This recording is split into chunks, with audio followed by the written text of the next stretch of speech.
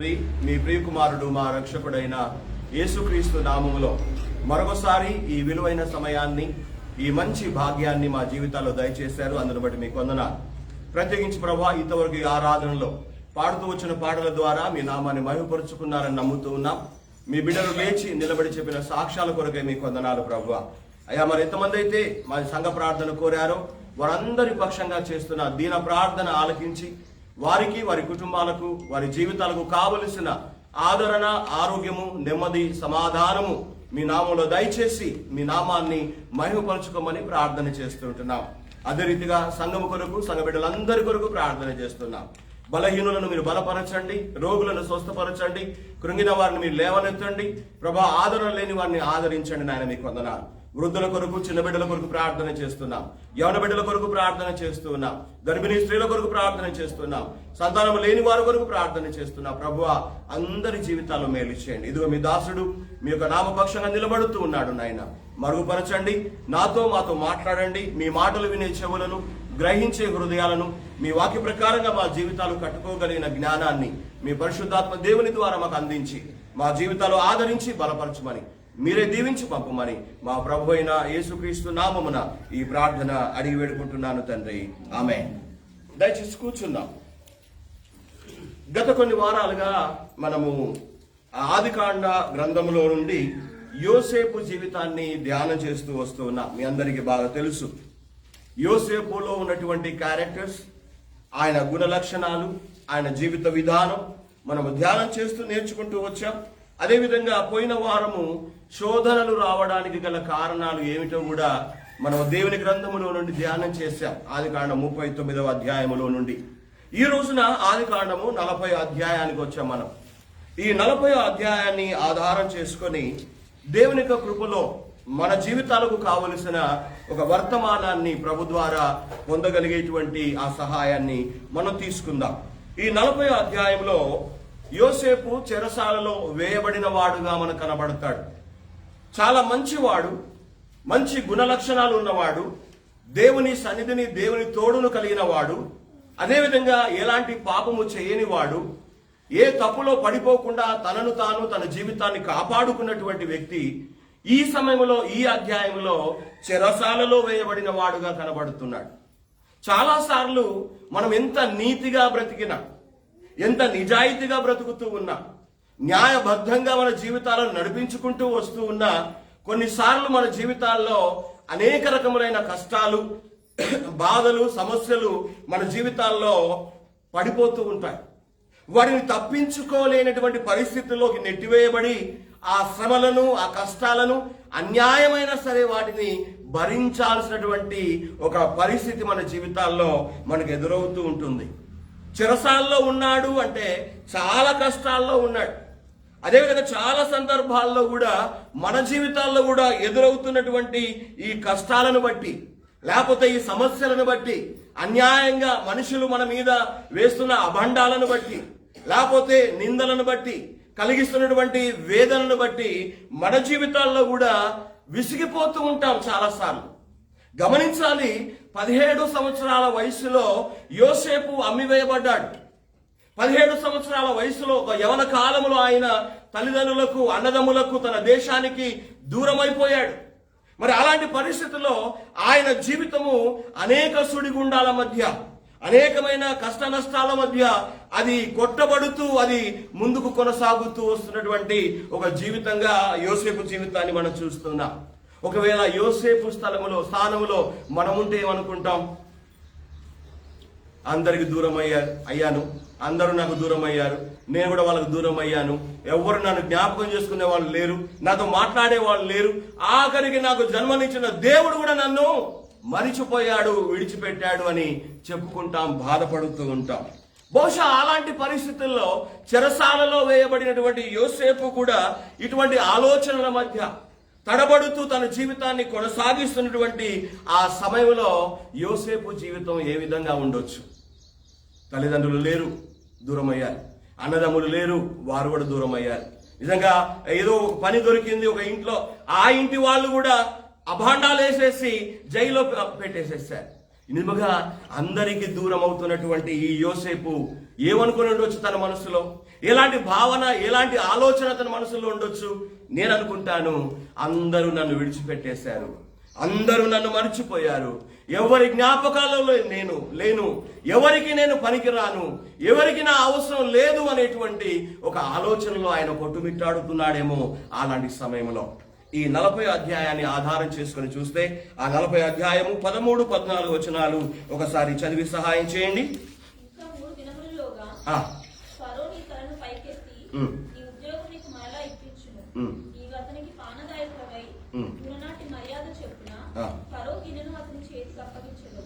కాబట్టి నీకు క్షేమం కలిగినప్పుడు నన్ను జ్ఞాపకం చేసుకొని నా యందు కరుణించి ఫరోతో నన్ను గురించి మాట్లాడి ఈ ఇంటిలో నుండి నన్ను బయటకు రప్పించు. ఏలైనగా నేను హెబ్రీల దేశంలో. ఈ భాగంలో చూస్తే ఆ చెరసాలలో వేయబడిన తర్వాత ఆ చెరసాల నాయకుడు యోసేపు మీద జాలిపడి ఆ ఖైదీల మీద ఒక చిన్న పెద్ద పనివానిగా ఒక పని ఇస్తాడనమాట యోసేపుకి. అయితే మనందరూ తెలుసు, ఆ యొక్క 40 అధ్యాయంలో ఫరో రాజు దగ్గర పని చేస్తున్నటువంటి ఒక వంటవాడు, అదేవిధంగా రాజుకు గిన్నె పానీయం అందించేవాడు ఏదో తప్పు చేయడం మూలాన వారిద్దరు కూడా చెరసాల్లో వేయబడతారు. ఒకానొక రోజున ఆ యోసేపు అలా తిరుగుతున్నప్పుడు ఆ ఇద్దరు కూడా ముఖాలు చిన్నపుచ్చుకొని, దిగాలు ముఖాలు వేసుకొని, విచారముతో చింతతో వారు కూర్చున్నప్పుడు, మీకు ఏమైంది, ఏం జరిగింది, మీరెందుకు దుఃఖముఖముతో ఉన్నారు, ముఖాలు చిన్నపుచ్చుకొని ఉన్నారు ఏంటని వారిని పరామర్శించినట్టుగా, వారి యొక్క బాధ, వారి వేదన, వారి దుఃఖం ఏమిటో తెలుసుకున్నట్టుగా మనం గత పాఠాల్లో మనం నేర్చుకున్నాం. అయితే వారిద్దరు కలలు కంటారు కదా, వారిద్దరు కూడా కలలు కంటారు. ఆ కలల భావాన్ని వాళ్ళు తెలుసుకోలేక, గ్రహించలేక చిన్నబోయిన ముఖాలతో కూర్చున్నప్పుడు ఆ కలలు యోసేపుతో చెప్పినప్పుడు ఆ కలల భావాన్ని యోసేపు అక్కడ వారికి తెలియజేస్తాడు. ఏమని? ఇంకా కొన్ని రోజులలో ఇదిగో పానదాయకుడు అయినటువంటి నీ ఉద్యోగం ఫరో రాజు మళ్ళీ నీకు ఇస్తాడు, మళ్ళీ నీ ఉద్యోగాన్ని పొందుకుంటావు, మళ్ళీ మంచి పేరు పొందుకుంటావు, నీకు దిగులు పడాల్సిన పని లేదని ఆ పానదాయకునితో చెప్పి ఆ భక్ష్యాలు అనగా వంట చేసే వాడికి చెప్తాడు, ఇంకా కొన్ని రోజుల్లోగా ఫరో రాజు నీ తలకాయ తీసేస్తాడని కూడా భావాన్ని పంచుకుంటాడు. అయితే ఆ భావాన్ని పంచుకుంటూ పానదాయకుల ఆ యొక్క వ్యక్తితో, ఆ యొక్క ఉద్యోగితో ఆ యోసేపు అంటున్న మాట ఏంటంటే, నీవు తిరిగి నీ ఉద్యోగం పొందిన తర్వాత, నువ్వు మళ్ళీ నీ స్థానంలోకి వెళ్ళిన తర్వాత, ఇదిగో సమయం వచ్చినప్పుడు నన్ను జ్ఞాపకం చేసుకో. నేనే తప్పు చేయలేదు, అన్యాయంగా నేను చెరసాలలో వేయబడ్డాను, ఎలాంటి తప్పు చేయకుండా శిక్ష అనుభవిస్తూ ఉన్నాను, ఇదిగో నా గురించి నువ్వు జ్ఞాపకం చేసుకొని నన్ను ఈ చెరసాలలో నుండి ఒకవేళ అవకాశం దేవుడు నీకు ఇస్తే నన్ను జ్ఞాపకం చేసుకొని నాకు మేలు చేయమని చెప్తాడు. మంచిదే. చాలాసార్లు మనం కూడా ఈ విధంగానే కష్టాల్లో ఉన్నప్పుడు, బాధలు ఉన్నప్పుడు మన వాళ్లతో చాలా మటుకు ఈ బాధలు పంచుకుంటూ ఉంటాం. ముఖ్యంగా మన ద్వారా మేలు పొందిన వాళ్ళతో ఇలాంటి విషయాలు పంచుకుంటూ ఉంటాం. అయితే ఈ పానదాయకుల అధిపతి యోసేపును జ్ఞాపకం చేసుకున్నాడా? చూద్దాం రండి. అదే ఆదికాండము 40 అధ్యాయము దయచేసి 23వ వచనం.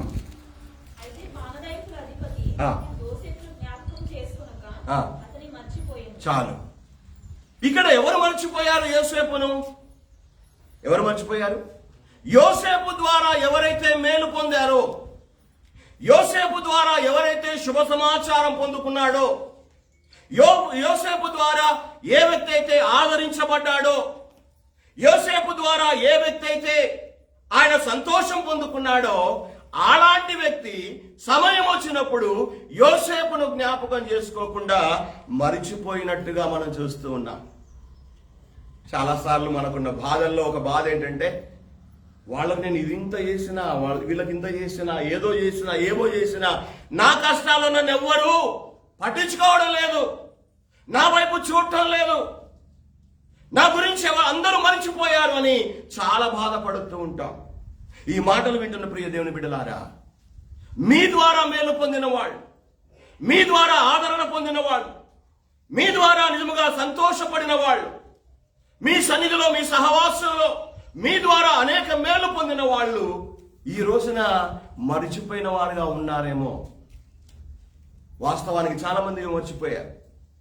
నిజంగా ఇక్కడ మనం చూస్తున్నాము, యోసేపు ఒంటరి వాడైపోయాడు, ఎవరు లేని అనాథగా మారిపోయాడు. అందరూ దాదాపుగా మరిచిపోయినటువంటి, అందరి ద్వారా మరిచిపోయినటువంటి వ్యక్తిగా యోసేపు జీవితం చూస్తున్నాం. కానీ ఒక విషయం మనం గమనించాలి, ఎవ్వరు ఎంతమంది మనల్ని మరిచిపోయినా మనకు జన్మనిచ్చిన దేవుడు, మన పట్ల మంచి ప్రణాళిక కలిగిన దేవుడు, మన జీవితాల్లో తన చిత్తాన్ని నెరవేర్చగలిగినటువంటి దేవుడు మనల్ని మరిచిపోయే దేవుడు కాదు అన్న విషయాన్ని నేను ఇక్కడ మీకు జ్ఞాపకం చేస్తూ ఉంటున్నా. అవును, చాలాసార్లు మన ద్వారా ఆదరించబడిన వారు, మన ద్వారా మేలు పొందిన వాళ్ళు మనల్ని జ్ఞాపకం చేసుకోకుండా మరిచిపోయిన వారుగా ఉన్నప్పుడు మనం బాధపడతాం, దుఃఖపడతాం, వేదన చెందుతాం. అయ్యో, ఈ పరిస్థితి ఎందుకు వచ్చింది, ఎందుకు ఇలా చేస్తున్నారు అనేటువంటి ఒక ఆక్రోశం మనలో కలుగుతూ ఉంటుంది. కానీ అన్నీ చూసే దేవుడు నీకున్నాడు, నీతో ఉండే దేవుడు నీతో ఉన్నాడు. నీ జీవితాన్ని విడువని దేవుడు, మరిచిపోని దేవుడు నీ జీవితంలో నీకు తోడుగా ఉన్నాడు అన్న విషయాన్ని నేను ఇక్కడ మీకు జ్ఞాపకం చేస్తూ ఉంటున్నా. అవును, యోసేపు ద్వారా ఆదరించబడి యోసేపు ద్వారా మేలు పొందినటువంటి ఆ పానదాయకుల అధిపతి యోసేపుకు మేలు చేసే సమయము వచ్చినప్పటికీ, ఆ అవకాశం తన చేతిలో ఉన్నప్పటికీ, జ్ఞాపకం చేసుకునేటువంటి ఆ పరిస్థితులు తన దగ్గర ఉన్నప్పటికీ కూడా ఈ పానదాయకుల అధిపతి యోసేపును జ్ఞాపకం చేసుకోకుండా మరిచిపోయినట్టుగా మనం చూస్తూ ఉంటున్నాం. అవును, అంటే మనం ఏదైనా మేలు చేస్తే మళ్ళీ మనల్ని జ్ఞాపకం చేసుకోవాలని చేయాలా? ఏమండి, మనం ఏదైనా ఉపకారం చేసినా, మేలు చేసినా, లేకపోతే సహాయం చేసినా వాళ్ళు మనల్ని జ్ఞాపకం పెట్టుకోవాలని చేయాలా, లేకపోతే ఎటైనా పర్వాలేదని చేయాలా? వాళ్ళు జ్ఞాపకం చేసుకోకపోయినా, మనము వాళ్ళ జ్ఞాపకాల్లో ఉన్నా లేకపోయినా, దేవుని బిడ్డగా మనము చేయాల్సిన మేళ్ళు, ఉపకారములు మనం తప్పకుండా చేయాల్సిందే. అందుకే హెబ్రీ పత్రికలో ఒక మాట ఉంది, దయచేసి చదువు. హెబ్రీ పత్రిక 6వ అధ్యాయము 10వ వచనాన్ని చదువుతారు ఒకసారి. హెబ్రీ పత్రిక 6వ అధ్యాయము 10వ వచనం.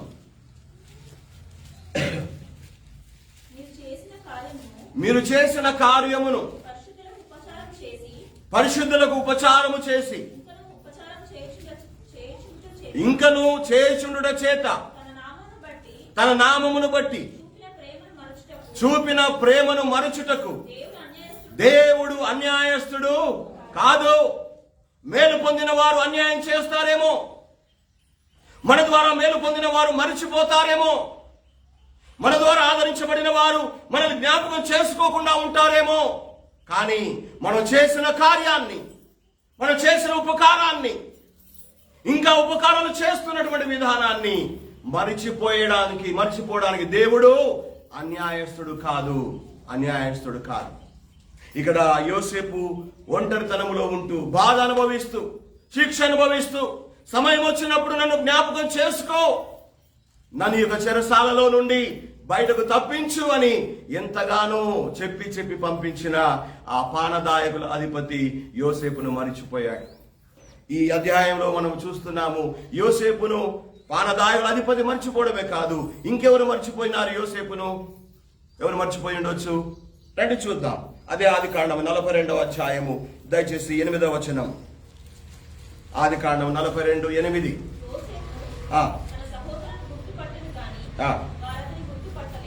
చాలు. ఈ భాగంలో చూస్తే ఈ సందర్భం మనకు తెలుసు. జైలు నుండి తర్వాత బయటకు తీయబడతాడు, ఫరో రాజు దగ్గరికి పోతాడు, ఆ కలల భావాన్ని చెప్తాడు. ఇంత దేవుని ఆత్మ గల మనిషిని మనం కనుగొనగలమా అని చెప్పి యోసేపుని హెచ్చించి ఆ రాజ్యానికి ఒక ప్రధానమంత్రిగా ఆ రాజు అభిషేకిస్తాడు, స్థానాన్ని ఇస్తాడు. ఆ తర్వాత కరువు వచ్చినప్పుడు వేరే ప్రాంతాల వాళ్ళు కూడా ధాన్యాన్ని కొనడానికి ఐగుప్తు దేశానికి వచ్చినప్పుడు ఆ వచ్చిన వాళ్ళలో ఎవరున్నారు? యోసేపు అన్నదమ్ములు కూడా ఉన్నారు. అయితే అక్కడ ఆ సందర్భం చూడండి, యోసేపు తన సహోదరులను గుర్తుపట్టాడు గాని వారు అతన్ని గుర్తుపట్టలేకపోయారట. అంటే అర్థమేంటి? యోసేపు యొక్క సహోదరులు యోసేపు మీద పగపట్టి అమ్మివేశారు. ఇంటికి పోయి తండ్రితో చెప్పారు, ఒక గొర్రెపిల్ల చంపేసి ఆ రక్తంలో ఆయన అంగి ముంచేసి ఏదో జంతువుని కొడుకును చీల్చి చంపేసింది, ఇక ఆయన లేడు అని చెప్పేసి చెప్తే యాకోబు ఏడ్చుకుంటా అదే దుఃఖంతో ఉండిపోయాడు. అంటే దాదాపుగా యోసేపు అన్నదమ్ములు మరిచిపోయారు. యోసేపు కళ్ళెదురు ఉన్నా, తోడబుట్టిన వాడు ఎదురుగా ఉన్నా, ఎప్పుడో చంపేశాం, ఎప్పుడో అమ్మేశాం, ఎప్పుడో మాకు దూరం అయిపోయాడు అనేటువంటి భావనలో ఉన్నారు. కానీ ఆ యోసేపు తమ తమ్ముడని వారు గుర్తుపట్టలేకపోయారు. ఎందుకు ఈ మాట అంటున్నానంటే, గమనించండి, యోసేపు వారిని గుర్తుపట్టాడు కానీ అన్నదమ్ములు అతన్ని గుర్తుపట్టలేకపోయారంటే, గుర్తుపట్టనంతగా యోసేపు అన్నదమ్ములు మర్చిపోయారు.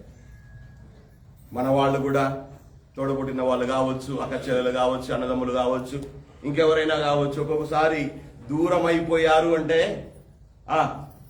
కలుస్తామో కలవమో అన్నంతగా గుర్తుపట్టని స్థితిలో వెళ్ళిపోతాం. కళ్ళ ఎదురుగా ఉన్నా మావాడు కాదన్నట్టుగా తిరుగుతాం. కళ్ళెదురుగా కనిపించినా మాకు సంబంధం లేదు అన్నవాడుగానే మనం ఆలోచన చేస్తూ ఉంటాం. గమనించండి, యోసేపు ద్వారా మేలు పొందిన వాళ్ళు మర్చిపోయారు. యోసేపును సొంత అన్నదమ్ములు మరిచిపోయారు, గుర్తుపట్టలేకపోయారు. అనగా నిజమే, కొన్నిసార్లు మన వాళ్ళు అని మనం అనుకున్న వాళ్ళే మనల్ని గుర్తుపట్టనంతగా మరిచిపోతారు, మారిపోతూ ఉంటారు. చాలాసార్లు ఇలాంటి మరిచిపోతున్న వాళ్ళని చూసినప్పుడు, మనల్ని నిజంగా పట్టించుకోకుండా తిరుగుతున్న వాళ్ళని చూసినప్పుడు కత్తితో కోసినంతగా మన గుండెల్లో బాధ కలుగుతూ ఉంటుంది. అన్నలను గుర్తుపట్టిన యోసేపు దుఃఖాన్ని తట్టుకోలేక లోపలికి పోయి ఏడ్చి వచ్చి మళ్ళీ కూర్చున్నట్టు కూడా వాక్యాలు మనం చదువుతాం. ఎందుకు ఈ మాట జ్ఞాపకం చేస్తున్నాను అంటే, మరిచిపోవడం, అనేకులకు దూరం కావడం, అందరి ద్వారా విడిచిపెట్టబడడం, అందరూ మనల్ని పట్టించుకోకుండా ఉండడం అనేటువంటి పరిస్థితి యోసేపు జీవితంలో మనకు కనబడుతుంది. ఒక ఒంటరితనముతో ఎలా జీవిస్తుంటాడో, ఒక ఒంటరితనముతో మనిషి ఏ విధంగా నలిగిపోతూ ఉంటాడో, ఎంతగా దిగజారిపోతూ ఉంటాడో, ఎంతగా కృంగిపోతాడో అనే విషయాన్ని యోసేపు జీవితంలో చూస్తున్నాం. ఇంతకుముందు పాఠాల్లో యోసేపు మంచివాడని, నమ్మకమైన వాడని, బుద్ధిమంతుడని, ఇతరుల బాధను అర్థం చేసుకునేవాడని, చెడుతనాన్ని అసహించుకునేవాడని ఎన్నెన్నో మంచి గుణాలు చూస్తూ వచ్చాం. అలాంటి మనిషికి గొప్ప పరీక్ష, విషమ పరీక్ష ఎదుర్కొంటున్నాడు యోసేపు. ప్రియ దేవుని బిడ్డలారా, ఈ రోజున ఇది నా ఈ మాటలు వింటున్న మీరు కూడా మీ జీవితంలో బహుశా అందరి ద్వారా మరిచిపోబడిన వారుగా, వెలివేయబడిన వారుగా, మీ గురించి ఎవ్వరు కూడా పట్టించుకోకుండా ఉన్న పరిస్థితుల్లో దుఃఖములో ఉంటున్నారేమో, వేదనతో నిండిపోయిన వారుగా ఉంటున్నారేమో, భారముతో ఉంటున్నారేమో. కానీ యోసేపు జీవితాన్ని చూస్తున్నాం. చెరసాలలో ఉన్నప్పుడు తన ద్వారా మేలు పొందినటువంటి వ్యక్తులు మర్చిపోయారు. అదేవిధంగా సమయం వచ్చినప్పుడు యోసేపు గుర్తుపట్టాడు, కానీ తన తోడబుట్టిన అన్నదమ్ములే సొంత వాళ్ళే, నా వాళ్ళు అనుకున్న వాళ్ళే యోసేపును మరిచిపోయి గుర్తుపట్టలేకపోయినట్టుగా చూస్తూ ఉంటున్నా. యోబు జీవితంలో కూడా అలాంటి సమస్యని యోబు ఎదుర్కొన్నాడు కదా. యోబు గ్రంథము దయచేసి 19వ అధ్యాయము దయచేసి 14వ వచనాన్ని ఒకసారి చదివి సహాయం చేయండి. యోబు గ్రంథము 19వ అధ్యాయము 14వ వచనం. నా బంధువులు నా యొద్దకు రాక ఉన్నారు, నా ప్రాణ స్నేహితులు నన్ను మరిచిపోయి ఉన్నారు అంటున్నాడు. అక్కడ ఏంటడా యోబు ఎంతగా వెలివేయబడ్డాడు అంటే, తన బంధువులు కూడా తన దగ్గరకు రాలేని పరిస్థితిలో ఉన్నారు. ఎవరు కూడా యోబు దగ్గరకు రాకుండా ఉండిపోయారు. కష్టాల్లో ఉన్నాడని తెలిసింది, బాధల్లో ఉన్నాడని తెలిసింది, వాళ్ళంతా కూడా జబ్బు చేసింది తెలిసింది, ఒకే రోజు 3 బిడ్డలు 7 కొడుకులు చనిపోయారని తెలిసింది, ఆస్తంతా పోగొట్టుకున్నాడని తెలిసింది. అదే జబ్బుతో అదే కురుపులతో రసికారుతున్నటువంటి బూడిదలో కూర్చొని అంగలారుస్తున్నాడని తెలిసినప్పటికీ కూడా ఏ బంధువు కూడా యోబు దగ్గరికి రాలేదు. ప్రాణ స్నేహితులు అనుకున్న వాళ్ళు కూడా యోబును మరిచిపోయారని యోబు వాపోతూ ఉన్నాడు, అంగలారుస్తూ ఉన్నాడు.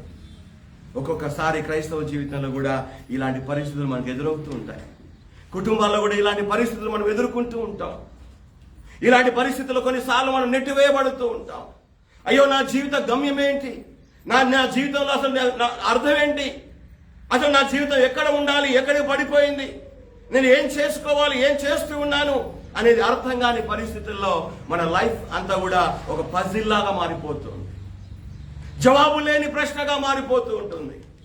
మనుషులు మర్చిపోతారు, సొంత వాళ్ళు మర్చిపోతారు, ప్రాణ స్నేహితులు దూరం అవుతారు, బంధువులు కూడా దగ్గరికి రాకుండా ఉంటారు. ఇలాంటి ఒక దౌర్భాగ్యమైన పరిస్థితి అనుభవిస్తున్న వారికి మాత్రమే తెలుసు తప్ప ఇంకొకరికి అది అర్థం కాదు. యోసేపు జీవితాన్ని మనం చూస్తూ ఉన్నాం. ఒక మంచి వ్యక్తి, ఒక చక్కని మనిషి, మంచి గుణలక్షణాలను ఉన్నటువంటి ఒక చక్కని తన జీవితాన్ని ఒక ఫ్రేమ్ చేసుకొని న్యాయబద్ధంగా ముందుకు వెళుతున్నటువంటి వ్యక్తి జీవితంలో ఇలాంటి దారుణమైన పరిస్థితులు. మేలు చేస్తున్నాడు, ఉపకారం చేస్తున్నాడు, కానీ ప్రతిఫలం లేదు. వేడుకున్నాడు, నన్ను జ్ఞాపకం చేసుకో, నన్ను ఈ చెరసాలను బయటకు తీసే ప్రయత్నం చేయమన్నాడు, కానీ మర్చిపోయాడు. అదేవిధంగా చూస్తున్నాం, సొంత అన్నలు కూడా యోసేపును మర్చిపోయారు. ఎక్కడ ఉన్నాడో, ఏం చేస్తున్నాడో, ఎలాంటి పరిస్థితుల్లో ఉన్నాడో అన్నట్టుగా వాళ్ళు ఆయన గురించి పట్టించుకోకుండా, గుర్తుపట్టనంతగా, మనోడే అని తెలియనంతగా, గుర్తుపడినంతగా యోసేపును తమ జీవితంలో మర్చిపోయినట్టుగా మనం చూస్తూ ఉంటున్నాం. ఇలాంటి దారుణమైన పరిస్థితుల్లో మరి కృంగిపోతున్నటువంటి యోసేపును దేవుడు ఏం చేశాడో చూద్దాం. దయచేసి 41వ అధ్యాయము ఆదికాండము 51-52 వచనాలు మనం చూద్దాం. అప్పుడు యోసేపు, దేవుడు నా సమస్త బాధను నా తండ్రి ఇంటి వారందరినీ నేను మరిచిపోనట్లు చేశాడు అని చెప్పి తన కుమారునికి మనష్షే అని పేరు పెట్టినట్టుగా మనం చూస్తున్నాం. గమనించండి, యోసేపును మేలు పొందిన వారు మర్చిపోయారు, సొంత అన్నదమ్ములు గుర్తుపట్టనంతగా మర్చిపోయారు, కానీ దేవుడు యోసేపును మర్చిపోలేదు. అతనికి బాధ కలిగిన దేశమందు అతని దేవుడు అభివృద్ధి పొందించి అతనికి ఆ దేశంలో అత్యున్నతమైన స్థానాన్ని దయచేసినట్టుగా మనం చూస్తా ఉన్నాం. యోసేపు కూడా అంటున్నాడు, నా బాధ, నా వేదన, నా వాళ్ళందరినీ, నా ఇంటి వాళ్ళందరినీ నేను కూడా మర్చిపోయేటట్టుగా చేసి నన్ను ఎంతో ఆదరించి దీవించిన దేవుడు నాకు తోడుగా ఉన్నాడు, నన్ను జ్ఞాపకం చేసుకున్నాడు అని మనష్షే అని తన కుమారునికి పేరు పెట్టినట్టుగా మనం చూస్తా ఉన్నాం. అంటే అవును, యోసేపుకు ఎవరు తోడుగా ఉన్నా లేకపోయినా, ఎవరు అతని గుర్తుపట్టినా గుర్తుపట్టకపోయినా, ఎవరు అతని గురించి పట్టించుకున్నా పట్టించుకోకపోయినా, దేవుడు అతనికి తోడై ఉండెను, దేవుడు అతనికి తోడై ఉన్నాడు అన్న విషయాన్ని మనం అక్కడ మరి గమనిస్తూ ఉన్నాం, గ్రహిస్తూ ఉంటున్నాం. అవును, యోసేపు జీవిత పాఠంలో చాలా సార్లు దేవుడు యోసేపుకు తోడై ఉండేను అన్న మాట మనం చదువుతాం. 39వ అధ్యాయంలో కూడా 3 సార్లు ఉంటుంది ఆ మాట. ఏమని? యెహోవా యోసేపునకు తోడై ఉండెను, యెహోవా యోసేపునకు తోడై ఉండెను, యెహోవా యోసేపునకు తోడై ఉండెను అనే మాట మనం చదువుతూ ఉంటాం యోసేపు జీవితంలో.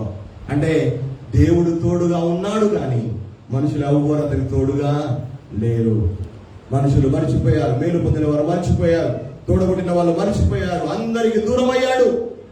కానీ దేవుడు అతనికి తోడుగా ఉండి అతని జీవితం గురించి పట్టించుకున్నాడు. ఏ సమయంలో యోసేపు జీవితంలో ఏం చేయాలో, ఎప్పుడు ఏ కార్యం జరిగించాలో, ఎప్పుడు అతన్ని హెచ్చించాలో, ఎక్కడ కూర్చోబెట్టాలో, అతను ఎప్పుడు దీవించాలో, ఆ యొక్క ఆలోచన అంతా కూడా యోసేపును మరచిపోయినటువంటి దేవుడు తన జీవితంలో కార్యాలు చేస్తూ వచ్చినట్టుగా మనం చూస్తూ ఉంటున్నాం. ఈ మాట ఎందుకు జ్ఞాపకం చేస్తున్నానంటే, ఒకసారి ఈ జరగక ముందు ఒకసారి ఫరోరాజు కూడా కలగంటాడు కదా. ఫరోరాజు కూడా కలగంటాడు. కలగన్న తర్వాత ఏమైతుంది? ఆ కలభావాన్ని చెప్పడానికి ఎవరికి చేత కాదు. ఆ దేశంలో ఉన్న వాళ్ళందరినీ కూడా పిలిపిస్తాడు రాజు. నేను కలగన్నాను, ఈ కలభావం చెప్పండి అని. ఎవరు చెప్పినప్పుడు అప్పుడు ఆ పానదాయకుడు అధిపతికి జ్ఞాపకం వస్తుంది. ఏమని? అనే చెరసాల్లో మేము కూడా కలలు కన్నప్పుడు ఆ కలల భావాన్ని చెప్పిన ఒక మనిషి ఉన్నాడు. అప్పుడు జ్ఞాపకం చేసుకొని ఆ పానదాయకుల అధిపతి రాజైన ఫరో చెప్తాడు, అయ్యా మేము శిక్ష పడినప్పుడు, మమ్మల్ని చెరసాలలో వేయించినప్పుడు మేము కూడా కలలు కన్నాము. ఆ కలల భావాన్ని చెప్పిన వ్యక్తి జైల్లో ఉన్నాడు. ఆయన మాకు ఏమేమి చెప్పాడో, ఏమి జరుగుతుందని చెప్పాడో, ఎప్పుడు జరుగుతుందని చెప్పాడో అట్లాగే జరిగింది అని ఆ యొక్క అధిపతి చెప్పినప్పుడు ఫరో రాజు వెంటనే చెరసాల నాయకునికి లేఖ రాసి ఆ వ్యక్తిని తీసుకొని రమ్మని చెప్తాడు. గమనించండి, తగిన కాలము వచ్చే వరకు, దేవుని పిలుపు వచ్చే వరకు, దేవుడు నీ జీవితాన్ని ఉద్ధరించే వరకు, దేవుడు నీ చేయి పట్టుకొని నిలబెట్టే వరకు, దేవుడు నిన్ను నీ జీవితాన్ని హెచ్చించే వరకు, అందరూ నిన్ను మరిచిపోయినా, అందరూ నిన్ను విడిచిపెట్టినా, అందరూ నీకు దూరమైనా, యోసేపులాగా ఆ శ్రమను, బాధను, వేదనను, దుఃఖమును భరించగలిగే ఓపిక, సహనము దేవుని బిడ్డగా మనకుందా? చాలా సార్లు ఇప్పుడు ప్రార్థన చేస్తే ఇంకో 5 minutes లో జరగాలని కోరుకుంటాం కదా. ఇప్పుడు పొద్దున ప్రార్థిస్తే మధ్యాహ్నం కావాలి అంటాం, దేవుణ్ణి అంతగా డిమాండ్ చేస్తాం. ఇప్పుడే చేయి ప్రభు అంటాం, వెంటనే అంటాం. కానీ యోసేపు చూడండి, ఒక మంచివాడు, దేవునికి నమ్మకంగా జీవించిన వాడు, తన జీవితాన్ని కాపాడుకున్నవాడు, పాపానికి దూరంగా పారిపోయిన వాడు. అలాంటి వ్యక్తి జీవితంలో ఇంత దారుణమైనటువంటి శ్రమ, ఇంత దారుణమైనటువంటి పరిస్థితులు కలిగినప్పుడు యోసేపు ఎక్కడ కూడా ఆయన దేవుడితో ఎదురాడి మాట్లాడినట్టుగా కానీ, లేకపోతే నా జీవితం ఇలా ఎందుకు అయిపోయింది అన్నటువంటి వేదనతో నిండినట్టుగా కానీ మనకు యోసేపు జీవితంలో ఎక్కడా కనబడదు. కనబడే మాట ఒకటి ఏంటంటే, యెహోవా యోసేపుకు తోడై ఉండెను. తనకు దేవుడు తోడుగా ఉన్న సంగతి యోసేపు గ్రహించాడు గనక, దేవుని సన్నిధిని తను అనుభవిస్తున్నాడు గనక, అది పోతిఫరు ఇల్లు అయినా, అది పడవేయబడిన గుంటలో అయినా, అమ్మివేయబడిన స్థితిలోనైనా, వేయబడిన చెరసాలలో అయినా యోసేపు దేవుని బిడ్డగానే నిలబడ్డాడు, దేవుని బిడ్డగానే బ్రతికాడు, దేవుని కోసమే నిలబడ్డాడు. ఈ రోజున నీ ఆలోచన ఏంటి? మన తీర్మానం ఏంటి? మన ఆలోచన ఏంటి? చిన్న శ్రమ రాగానే, చిన్న శోధన రాగానే, కొన్ని సంవత్సరం రాగానే ఈ బతికే వద్దు, ఈ జీవితమే వద్దు, ఈ క్రైస్తవమే వద్దు, ఈ దేవుడు వద్దు, దేవుని సన్నిధి వద్దు అని మనం విరక్తి పడుతూ ఉంటాం, విరక్తి చెందుతూ ఉంటాం. కానీ యోసేపు మనకు అలా ఎక్కడా కూడా కనబడటం. గమనించాలి, ఎవరు నిన్ను మర్చిపోయినా దేవుడు నిన్ను మర్చిపోయేవాడు కాదు. నీ ద్వారా మేలు పొందిన వాళ్ళు ఉన్నారేమో చాలా మంది. దేవునికి అప్పగించు, దేవునికి అప్పగించేసాయి. వాళ్ళని జ్ఞాపకం చేసుకుంటారా, జ్ఞాపకం చేసుకోరా, మర్చిపోతారా, వాళ్ళు ఏమైనా చేసుకొని వదిలిపెట్టేసే దేవునికి. నీ సొంత వాళ్ళు కూడా నేను గుర్తిస్తారా, గుర్తించరా, నీ గురించి పట్టించుకుంటారా, పట్టించుకోరా, వదిలేసే. దేవుడున్నాడు, నీకు జన్మనిచ్చిన వాడు, నీ పట్ల ప్రణాళిక కలిగిన వాడు, నిన్ను హెచ్చించాలని, అభివృద్ధి పొందించాలని, నీ జీవితాన్ని ఆశీర్వదించాలని ఎదురు చూస్తున్న దేవుడు నీకు తోడుగా ఉన్నాడు. నువ్వు భయపడవద్దు, జంకవద్దు, అధైర్యపడవద్దు. సమయం వస్తుంది, సమయం వస్తుంది. ఆ సమయం వచ్చినప్పుడు యోసేపు చెరసాల నుండి ఏ విధంగా బయటకు తీసుకుని రాబడి ఆయన ఎలా హెచ్చించబడ్డాడో, ఆ చెరసాల అనేటువంటి ఆ శ్రమంలో నుండి, చెరసాల అనేటువంటి ఆ వేదన భరితమైన జీవితంలో నుండి, చెరసాల అనేటువంటి ఆ శ్రమంలో నుండి దేవుడు నిన్ను బయటకు నడిపించి నిన్ను హెచ్చించే రోజు త్వరలో ఉందని ఇక్కడ మనం చూస్తూ ఉంటున్నాం, మనం గ్రహిస్తూ ఉంటున్నాం. ప్రియమైన విశ్వాసులారా, మనుషులు మిమ్మల్ని మర్చిపోవచ్చు, మీ సొంత వాళ్ళు కూడా మర్చిపోయి ఉండవచ్చు, కానీ దేవుడు మిమ్మల్ని మర్చిపోయేవాడు కాదు అని మనం తెలుసుకోవాలి, మనం గ్రహించాలి. విశ్వాసంతో ముందుకు సాగాలి. ఆ దేవుడిలా వాగ్దానం చేస్తాడు. యెషయా గ్రంథం 49వ అధ్యాయం 15వ వచనాన్ని ఒకసారి చదవండి. యెషయా గ్రంథం 49:15. స్త్రీ తన గర్భమున పుట్టిన బిడ్డను కరుణింపకుండా తన చంటి పిల్లలు మరుచునా, వారైనా మరుచుదురు గాని నేను నిన్ను మరువను. దానికి పై వచ్చిన వాడు ఒకసారి చదువుతారమ్మా. అయితే సీయోను, యెహోవా నన్ను విడిచిపెట్టి ఉన్నాడు, ప్రభువు నన్ను మరిచిపోయి ఉన్నాడని అనుకొనుచున్నదట. మనం కూడా అనుకుంటూ ఉంటాం కొన్నిసార్లు. యోసేపు లాంటి పరిస్థితులు మనం ఉన్నప్పుడు, యోసేపు లాగా బంధకాల్లో ఉన్నప్పుడు, యోసేపు లాగా శ్రమల్లో ఉన్నప్పుడు, యోసేపు లాగా కష్టాల్లో ఉన్నప్పుడు, యోసేపు లాగా అందరూ మనల్ని మర్చిపోయిన స్థితిలో ఉన్నప్పుడు మనం కూడా అనుకుంటాం ఏంటంటే, యెహోవా నన్ను విడిచిపెట్టాడు, ప్రభు నన్ను మర్చిపోయి ఉన్నాడని మనం కూడా అనుకుంటూ ఉంటాం. కానీ దేవుడు అంటున్నాడు, స్త్రీ తన గర్భమున పుట్టిన బిడ్డను కరుణింపకుండా మరిచిపోతుందా?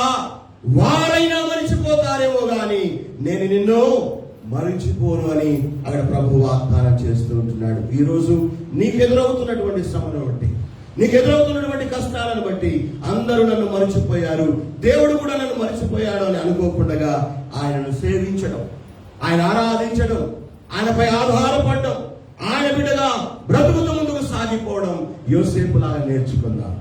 అనుకోవద్దు ప్రభు నన్ను విడిచిపెట్టాడు, అనుకోవద్దు ప్రభు నన్ను మరిచిపోయాడు, అనుకోవద్దు దేవుడు నాకు దూరం అయ్యాడు, అనుకోవద్దు దేవుడు నా చేయి విడిచిపెట్టేశాడు, అనుకోవద్దు.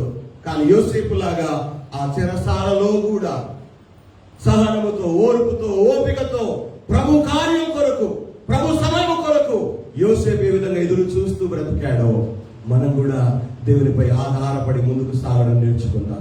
ఆయన ఆరాధించడం నేర్చుకుందాం. ఆయన తోడును, ఆయన సన్నిధిని కలిగి ఉండడం నేర్చుకుందాం. ప్రభు సమయం కొరకు మనం కనిపెట్టడం నేర్చుకుందాం. శ్రమలు, కష్టాలు, బాధలు కొద్ది కాలమే ఉంటాయి.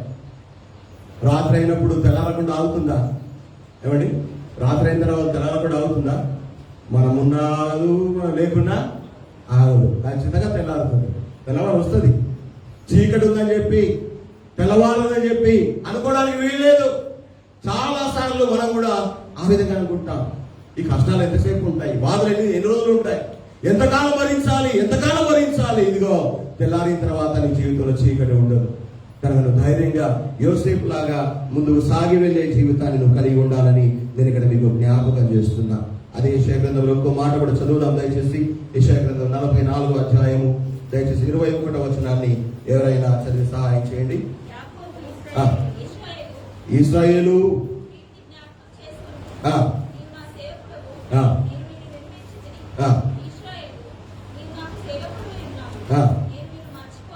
ఏమంటున్నాడు? నేను నిన్ను మరిచిపోజాలను, నిన్ను మరవలేను. ఎందుకంటే నీవు నా సేవకుడు, నేను నిన్ను నిర్మించాను, నా కోసం ఏర్పరచుకున్నాను, నేను నిన్ను మరిచిపోజాలను అంటున్నాడు దేవుడు. మరి ఇప్పుడు ఒక ప్రశ్న, దేవుడైతే నేను మరిచిపోజాలని అంటున్నాడు, మరి మర్చిపోతులు ఎవరు? పానదాయకుల అధిపతి లాగా దేవుని ద్వారా మేలు పొందిన మనం దేవుని మరిచిపోయాం కదా, దేవుణ్ణి మరిచిపోయాం. కష్టాలు వచ్చినప్పుడే జ్ఞాపకానికి వస్తాడు దేవుడు, బాధల్లో ఉన్నప్పుడే జ్ఞాపకానికి వస్తాడు ప్రభు, జబ్బులు వచ్చినప్పుడే దేవుడు జ్ఞాపకానికి వస్తాడు. రెండవదిగా మన వాళ్ళు అనుకున్న మన వాళ్ళను కూడా మనం మర్చిపోతాం. సహోదరి సహోదరులను, తోటి సంఘ బిడ్డలను, యోసేపులను యోసేపుని ఏ విధంగా గుర్తుపట్టలేనంతగా మరిచిపోయారు. కొంతమంది సంఘ తోటి సహోదరి సహోదరులు మనం కూడా ఏం చేస్తాం?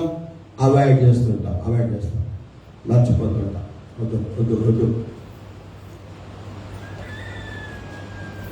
అది సరైన విధానం కాదు, సరైన పద్ధతి కూడా కాదు. మూడవదిగా చూస్తూ ఉన్నాం, ఎవరు నిన్ను మర్చిపోయినా, ఎవరు నిన్ను గుర్తుపట్టకపోయినా, ఎవరు నీకు సహాయం చేసినా చేయకపోయినా, నిన్ను నిర్మించి, నిన్ను ప్రేమించి, నిన్ను రక్షించుకున్నటువంటి నీ దేవుడు మాట్లాడుతున్నాడు. నీవు నా సేవకుడు, నేను నిన్ను నిర్మించాను, నేను నిన్ను మరిచిపోజాలను. ప్రభువా, తల్లి గర్భంలో వచ్చిన తర్వాత ఇంతవరకు నువ్వు నాకు తోడుగా ఉన్నావు. మరిచిపోలేనటువంటి ఆ అమితమైన ప్రేమతో నన్ను కాపాడుతున్నావు. మరిచిపోలేనటువంటి ఆ గొప్ప ప్రేమ ద్వారా నన్ను ఆదరిస్తున్నావు. సాగరకు పాట పాడదామన్నారు. ఏమని? నీ నీడలో నన్ను దాచినావా కదా. ఎవరున్నా లేకపోతే కన్నవారు కాదని దూరం అయిపోయినా, ఉన్నవారు లేకున్నా, వదిలిపెట్టి వెళ్ళినా, నేనంటే నీకు ఎంతో ప్రేమయ్యా అనే పాట పాడుతూ వచ్చాను. ఇక్కడ అంటున్నాడు, నీవు నా సేవకుడవై ఉన్నావు, నేను నిన్ను నిర్మించాను, నేను నిన్ను మరిచిపోజాలను అని ప్రభు మాట్లాడుతున్నాడు. ఈ రోజున ఆ మరిచిపోజాలని ఆ దేవుని ప్రేమను పొందిన నీవు, నేను, మనమందరం ఆ దేవునిపై ఆధారపడదా, ఆ దేవుని ప్రణాళిక ప్రకారంగా ముందుకు సాగుదా. కష్టాలు ఉన్నాయని, బాధలు వచ్చాయని, అందరూ దూరం అయ్యారని, అందరూ మర్చిపోయారని వాళ్ళను శపించకుండా, వాళ్ళ మీద నిందలు మోపకుండా మనం దేవుని పట్ల నమ్మకత్వం కలిగి ముందుకు సాగే జీవితాన్ని కలిగి ఉందాం. నిజంగా అలా జీవించినప్పుడు, ఆ సమయం వచ్చినప్పుడు యోసేపుడు బయటకు రప్పించిన దేవుడు, యోసేపును హెచ్చించిన దేవుడు, యోసేపు ద్వారా ఆ దేశాన్ని, చుట్టుపక్కల దేశాలను పోషించినటువంటి దేవుడు నిన్ను మర్చిపోతాడా? నీకు దూరం అవుతాడా? నిన్ను విడిచిపెడతాడా? లేదు. ఎవరైతే నిన్ను మర్చిపోయారో, ఎవరైతే నీకు దూరం అయ్యారో, ఎవరైతే నిన్ను గుర్తుపట్టకుండా ఉన్నారో వారందరూ మళ్ళీ నీ దగ్గరికి, అందరూ నీ దగ్గరికి దేవుడు నడిపిస్తాడు. హల్లెలూయా. దేవుడు తీసుకొస్తాడు. ఎవరైతే గుర్తుపట్టలేదు, ఎవరైతే మేము మర్చిపోయాం అనుకున్నారో వాళ్ళకే మళ్ళీ జ్ఞాపకం చేస్తాడు. వాళ్ళని మళ్ళీ నీ ముందుకు తీసుకొచ్చి ఆ యోసేపు దగ్గర ఆ 11 మంది ఏం చేశారు? అన్నదమ్ములు ఏం చేశారు? సాగిలో పడ్డారు, నమస్కారం చేశారు. అంటే యోసేపు చిన్ననాటి కాలంలో కన్న కళ దేవుడు అక్కడ నెరవేరుస్తాడు. రాబోయే పాఠాలు మనం నేర్చుకుంటాం. ఎందుకు ఈ మాటలు జ్ఞాపకం చేస్తున్నానంటే, కృంగిపోవద్దు. బాధలు ఉన్నాయని, శ్రమలు ఉన్నాయని, అందరూ మర్చిపోయారని, ఫలానా వాళ్ళు మనం గుర్తుపట్టడమే లేదని దిగాలు పడిపోవాల్సిన పని ఏమీ లేదు. టైం వస్తుంది. టైం. పాతకాలంలో ఒక టీవీ యాడ్ వచ్చేది. అందరూ ఆడుతూ ఉంటారు. మేరా నంబర్ కబాయ్ అని ఒక ఆయన వచ్చి అడుగుతాడు. అంటే నా టైం ఎప్పుడు వస్తుంది? ఆయగా అంటాడు. వస్తుంది, నీ టైం కూడా వస్తుంది. ఒక యాడ్ ఉండేది. చాలాసార్లు మనం ఆశపడుతూ ఉంటాం, మా వంతు ఎప్పుడు అని. వస్తుంది, ఖచ్చితంగా వస్తుంది. అది వచ్చినప్పుడు ఎవ్వరు ఆపలేరు. ఇక మర్చిపోయిన వాళ్ళు ఆపలేరు, గుర్తుపట్టిన వాళ్ళు ఆపలేరు, ఎవ్వరు ఆపలేరు. ఆ దైవ కార్యం తప్పకుండా నీ జీవితంలో దేవుడు నెరవేరుస్తాడు. అది నెరవేర్చిన పిదప మర్చిపోయిన వాళ్ళందరూ వస్తారు, గుర్తుపట్టిన వాళ్ళందరూ వస్తారు, ఎవరైతే దూషించారో వస్తారు, ఎవరైతే నీ మీద నిందలేశారో వాళ్ళు వస్తారు. అందరినీ దేవుడు నడిపిస్తాడు. అందరి మధ్యలో నిన్ను, నీ జీవితాన్ని హెచ్చించి నిలబెట్టుకుంటాడు. నీ ద్వారా అనేకులు ఆశీర్వాదం పొందుతారు, దీవించబడతారు. నీ ద్వారా అనేకులు పోషించబడతారు. దేవుని స్తోత్రం. హల్లెలూయా. కనుక ఇక్కడ మన టాపిక్ ఏంటంటే, ఎవ్వరు మనల్ని మర్చిపోయినా దేవుడు మనల్ని మర్చిపోడు. ఇది మీ అర్థంలో అనుకుంటాను, చదివే అవసరం లేదు. ప్రవక్త ద్వారా దేవుడు మాట్లాడతాడు. ఏమని? కన్యక తన ఆభరణములను మరిచిపోతుందా? పెళ్లి కుమార్తె తన వడ్డానమును మరిచిపోతుందా అని అంటూ, అయితే లెక్కలేనన్ని దినములు నా జనులు నన్ను మరిచిపోయారు అని అంటాడు. గమనించాలి. ఎవరిని మర్చిపోతున్నారు, ఎవరిని గుర్తుపట్టకుండా ఉంటున్నారు అనేది మనం ఆలోచన చేయాలి. ఈ రోజున లోకంలో మనకు అవసరం లేదు. ఆధ్యాత్మికంగా చెప్తున్నారు, ఆత్మీయ పాఠంగా చెప్తున్నారు. మన జీవితాలు, మన బ్రతుకుల్లో యోసేపు లాగా చెరసాల్లో ఉంటాం, కొన్నిసార్లు కష్టాల్లో ఉంటాం, కొంతకాలం బాధల్లో ఉంటాం, కొంతకాలం వేదనలో ఉంటాం, కొంతకాలం నలగొట్టబడిన వారంగా ఉంటాం, కొంతకాలం అణిచివేయబడిన వారంగా ఉంటాం, కొంతకాలం త్రొక్కివేయబడిన వారముగా ఉంటాము, కొంతకాలం. కానీ దేవుని సమయం వచ్చినప్పుడు దేవుడు తప్పకుండా యోసేపును దీవించిన దేవుడు నిన్ను, నన్ను దీవిస్తాడు. అందుకే పేతురు భక్తుడు అంటాడు, ఏమని? తగిన సమయమందు ప్రభువు మిమ్మల్ని హెచ్చించినట్లు ఆయన బలిష్టమైన చేతుల కింద దీన మనస్కులై ఉండండి అంటాడు. 1 పేతురు 5:6-7 ఎందుకు ఈ మాటలు జ్ఞాపకం చేస్తున్నానంటే, తగిన సమయమందు దేవుడు హెచ్చించేవాడు, తగిన సమయమందు దేవుడు అభివృద్ధి చేసేవాడు, తగిన కాలంలో దేవుడు మేలు చేసేవాడు, తగిన కాలంలో దేవుడు చెరసాలలో నుండి బయట రప్పించేవాడై ఉన్నాడు. కనుక ఆ తగిన సమయం కోసం కనిపెడదాం, వేచి చూద్దాం, ప్రభువు మన జీవితాలు అప్పగిద్దాం. అటు కృప, అటువంటి అనుభవం, యోసేపులో ఉన్న సహనం, యోసేపులో ఉన్న ఓర్పు, ఈ మాటలు వింటున్నా మీ అందరికీ అందిస్తున్న నాకు, నా కుటుంబానికి కూడా ప్రభు దయచేయాలని కోరుకుంటూ నా మాటలు ముగిస్తున్నా. నేను చిన్న మాటలు మన వెనుకలో ఆశీర్వదించి దీవించను గాక. ఆమేన్. అందరం లేచి నిలబడినట్టయితే ఒక పాట పాడుతుండగా కానుకలు సమర్పించుకొని ప్రార్థన ఆశీర్వాదాల చేత ఈ కూడికను మనం ముగించుకుంటాం.